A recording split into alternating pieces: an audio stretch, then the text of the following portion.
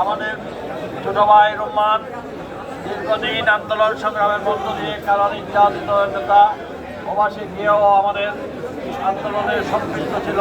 জনাব তারেক রহমানের নির্দেশে বাংলাদেশ বিনির্মাণের তাদের ভূমিকা অগ্রণী ভূমিকা রাখবে সেই প্রত্যাশা রেখে এবং বাংলাদেশে আসা আমাদের মধ্যে ঐক্যের বিকল্পে বাংলাদেশ জাতীয়তাবাদী দলের সকল স্তরে আমাদেরকে ঐক্যবদ্ধভাবে ফ্যাসিলিজমের করে আরও একটা ফ্যাসিলিজম হবে না তা নিশ্চয়তা করে বলা যাবে না।